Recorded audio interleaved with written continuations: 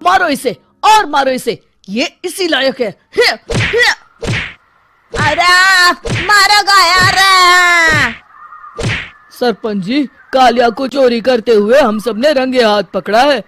अब इसे गांव से बाहर निकाल देने में ही हम सबकी भलाई है। तो देर किस बात की है, अभी इसे धक्के मार के इस गांव के बाहर का रास्ता दिखा दो। अरे सरपंच ऐसा मत करिए, मुझे एक मौका और दीजिए, मैं दोबारा कभी चोरी नहीं करूंगा। लेकिन गांव वाले उसकी एक नहीं सुनते और उसे मार मार के गांव की सीमा के बाहर निकाल देते हैं। मेरी कमर दर्द के मारे मेरी जान निकली जा रही है। कम वक्तों ने जम के धुलाई की है मेरी। अरे भगवान करे इनके गांव में भूचाल आ जाए, धरती फट जाए और सब गांव वाले उसमें समा जाए। चलते चलते कालिया जंगल में पहुंच जाता है। उसे वहां एक प्रयोगशाला दिखाई देती है। अरे इस जंगल में ये अजीब सा दिखने वाला घर किसने बनाया है, चल कर देखना पड़ेगा। कालिया प्रयोगशाला के पास चला जाता है। दो वैज्ञानिक प्रयोगशाला में बातें कर रहे होते हैं। बधाई हो डॉक्टर चमन, आखिरकार हम दोनों ने मिलकर एक ऐसी घड़ी का आविष्कार कर लिया है जिसे पहनकर कोई भी इंसान गायब हो सकता है। हाँ हाँ, तुमने बिल्कुल सही कहा डॉक्टर जर्माटो। अब कल सुबह ही हम इस जंगल से निकल जाएंगे, लेकिन उससे पहले आज रात के खाने का बंदोबस्त करते हैं। हाँ हाँ, मुझे तो बड़ी जोरों से भूख लगी है, चलो चलते हैं। दोनों वैज्ञानिक वहां से चले जाते हैं। उनके जाते ही कालिया प्रयोगशाला में दाखिल होता है। अच्छा तो ये बात है। कालिया बड़े से कांच के अंदर रखी घड़ी को बाहर निकाल लेता है और अपनी कलाई पर बांध लेता है। फिर घड़ी में लगा बटन दबा देता है। कालिया को एक जोरदार झटका लगता है। कालिया अपने आप को आईने में देखता है तो उसका पूरा शरीर पूरी तरह से गायब हो चुका होता है। अब तो जो चाहे वो कर सकता हूँ। सबसे पहले मैं उन सभी को सबक सिखाऊंगा। गांव वालों, मैं आ रहा हूँ। कालिया गांव की ओर चल पड़ता है। थोड़ी देर के बाद दोनों वैज्ञानिक वहां आते हैं। अरे ये क्या, लगता है कोई हमारी घड़ी चुरा कर ले गया है। ये देखो पैरों के निशान। अब क्या होगा, अगर वो घड़ी किसी गलत हाथों में पड़ गई तो अनर्थ हो जाएगा। तुम चिंता मत करो, हमारी घड़ी में जो बैटरी लगी है ना, वो सिर्फ 24 घंटे चलेगी। उसके बाद वो घड़ी काम करना बंद कर देगी। उधर दूसरी तरफ गांव में सरपंच अपने घर में सो रहा होता है। तभी एक आहट से उसकी नींद खुल जाती है। अरे कौन है वहाँ? बड़े मजे से सो रहा है, आज मैं तुझे नहीं छोड़ूंगा। कालिया पास में पड़ा डंडा उठाकर सरपंच की पिटाई शुरू कर देता है। ये ले, ये ले, तू इसी लायक है, ले। आप मर गए। अरे ये क्या हो रहा है? अरे कोई बचाओ मुझे, मेरे घर में भूत आ गया है।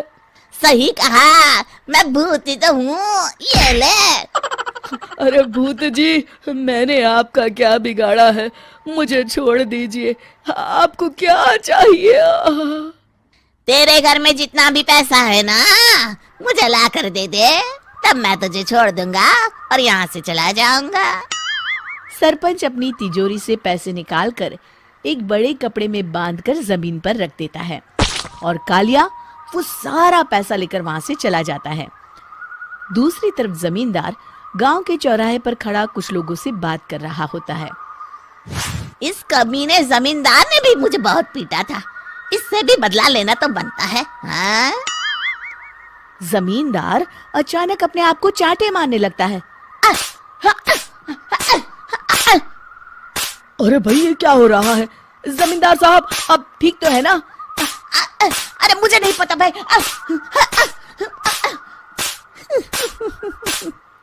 अरे मर गए रे, ये तो पक्का किसी भूत प्रेत का काम है।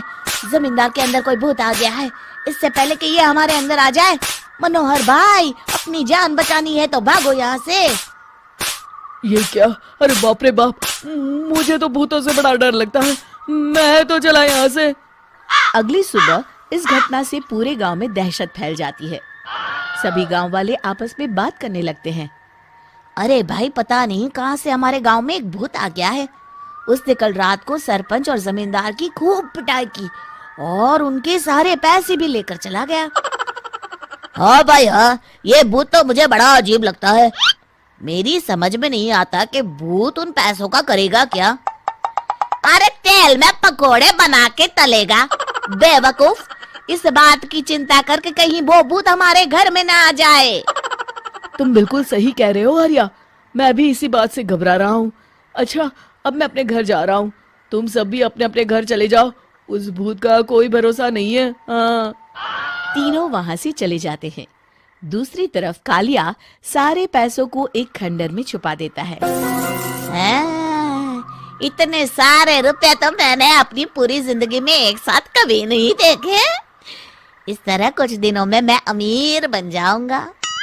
आज मैं उस मोटे बब्बन को अपना शिकार बनाऊंगा। सुना है दहेज में बहुत सारे पैसे और गहने मिले हैं उसे। रात होते ही कालिया बब्बन के घर में घुस जाता है।